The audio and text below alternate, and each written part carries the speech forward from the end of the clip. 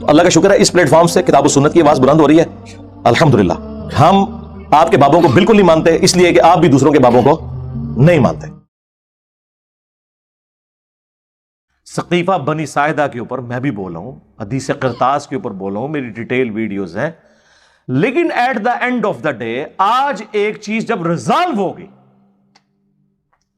پھر اس چیپٹر کو کلوز رہنے دیں. بیان ضرور کریں جتنی بات ہوئی ہے لیکن چیپٹر کو کلوز رہنے دیں. جو چیپٹر کلوز نہیں ہوا وہ جنگ صفین کا ہے, ہم اسے چھیڑتے ہیں. جنگ جمل کا ہے لیکن اس میں بھی اصحاب کو ہم کہتے ہیں ان کو مولا علی نے معاف کر دیا, اس کو ہم چھیڑنے کے بعد بیان کر کے کلوز کر دیتے ہیں. لیکن صفین کا فیصلہ تو مولا علی نے کہا قیامت والا دن ہوگا میرے اور معاویہ کے درمیان, جو المصنف ابن ابی شیبہ میں موجود ہے. ٹھیک ہے نہ معاف کریں آپ, لیکن خلفائے ثلاثہ کے بارے میں جب ہم نہج البلاغہ سے مولا علی کے خطبات آپ کو پیش کریں اور مولا علی سورہ النور کی آیت نمبر 55 کو کوٹ کر کے کہیں کہ یہ اللہ کا وعدہ ہے قرآن میں کہ اپنے نیک بندوں کو خلافت بخشے گا, اور اس خلافت والی آیت کو وہ حضرت عمر فاروق رضی اللہ تعالیٰ عنہ کی جنگ قادسیہ اور یرموک میں فتوحات کے ساتھ جوڑیں, تو پھر مولا علی نے تو اپنا عقیدہ بتا دیا. ہم تو بھائی علی کے شیعہ ہیں پولیٹیکل ٹرم میں, تو پھر علی کے شیعہ بنے نا. ہاں یہ ہوتا ہے کہ بعض اوقات انسان کو ذاتی طور پہ کوئی چیز ناپسند ہوتی ہے. وہ تو رسول اللہ کے زمانے میں کئی چیزیں نبی الاسلام کمپرومائز کر لیتے تھے, صحابہ کو ناپسند ہوتی تھی, نفرت کرتے تھے, اس کے باوجود کہتے تھے یا رسول اللہ سمعنا واطعنا.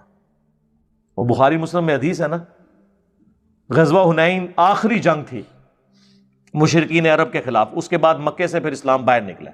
یہ فتح مکہ کے بھی کچھ مہینے بعد ہوئی. نبی الاسلام بلا بلا کے نا جو لوگ فتح مکہ پہ طلقاء مسلمان ہوئے نا ان کو اونٹ تقسیم کر رہے ہیں. ابو سفیان کو 100 اونٹ دے دیے.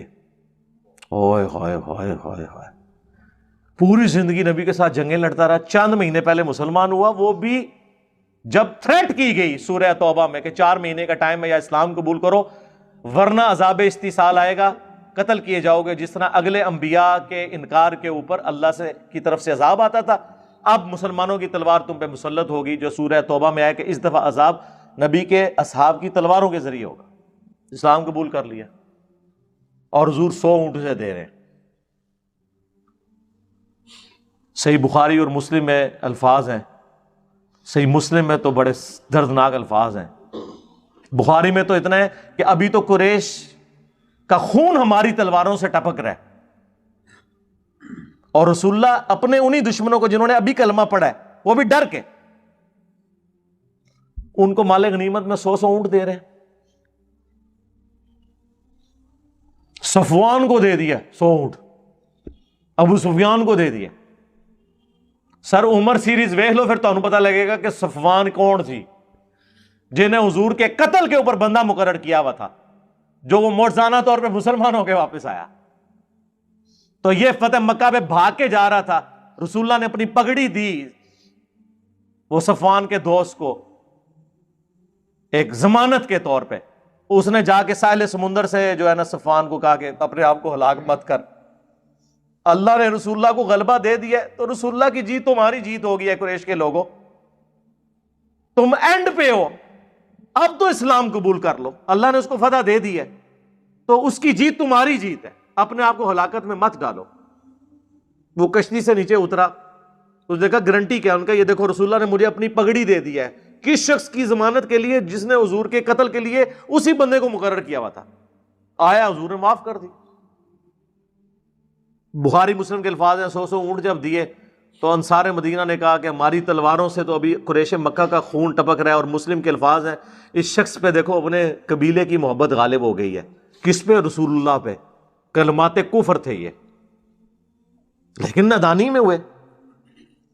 حضور کو اللہ تعالیٰ نے وحی کے ذریعے بتا دیا کہ آپ کے چند نوجوان قسم کے جو جذباتی اصحاب ہیں انہوں نے یہ سٹیٹمنٹ آپ کے بارے میں دی ہے. آپ نے ان کو بلایا, کوئی ٹوکا نہیں اٹھایا, کوئی 295C نہیں لگائی. آپ نے کہا کہ مجھے پتا چلا تم نے یہ الفاظ کے ہیں, پھر سینئر صاحب بیچ بڑھے، ان کا یا رسول اللہ یہ نوجوان ہے، جذبات میں انہوں نے کہہ دیا، ان سے یہ الفاظ نکل کے، تو حضور نے کہا کہ اللہ اور اس کا رسول تمہارا عذر قبول کرتے ہیں. ویسے یہاں پہ نہیں کسی نے قبول کرنا ہوتا. پھر حضور نے فرمایا کہ کیا تم اس پہ راضی نہیں ہو کہ یہ لوگ دنیا کا مال لے جائیں اور تم اللہ کے رسول کو لے جاؤ؟ خدا کی قسم اگر دنیا ایک گھاٹی میں چلے اور انصار مدینہ دوسری گھاٹی میں چلے، میں انصار مدینہ کے ساتھ ہوں گا، میرا جینا اور مرنا انصار کے ساتھ ہوگا. یعنی حضور نے ادھر ہی بتا دیا تھا کہ میری قبر اب مدینے میں بنے گی. میں نے اپنے آبائی علاقے میں واپس نہیں رہنا جہاں آپ نے 52 سال گزارے ہوئے تھے مکے میں، اور آپ کو ہر بندے کو اپنے آبائی علاقے سے پیار ہوتا ہے. حضور نہیں گئے، کہا میں مدینے میں. اور پھر انصار کو بتا دیا، بخاری مسلم میں حدیث ہے، انصار میرے بعد اور لوگوں کو تم پر ترجیح دی جائے گی، تم صبر کرنا یہاں تک کہ حوض کوثر پہ آ کے مجھے ملنا، وہاں پھر بدلہ ہوگا. سحقن سحقن لمن غیر بعدی، سحقن سحقن لمن بدل بعدی. ان پہ پھٹکارو، ان کو مجھ سے دور کر دو جنہوں نے میرے بعد میرے دین کو بدل دیا.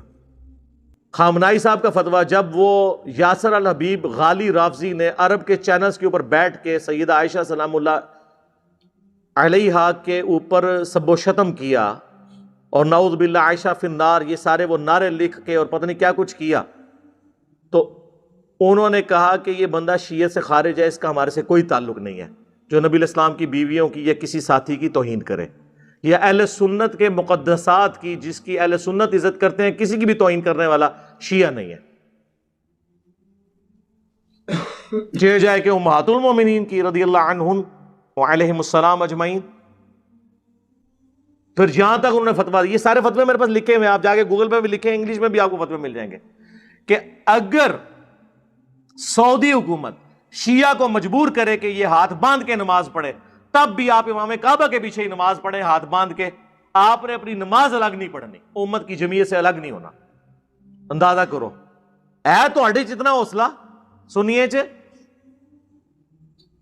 یہاں ہم سنیوں کی کتابوں سے بتا رہے ہیں کہ یار ہاتھ چھوڑ کے نماز پڑھنا سنت ہے،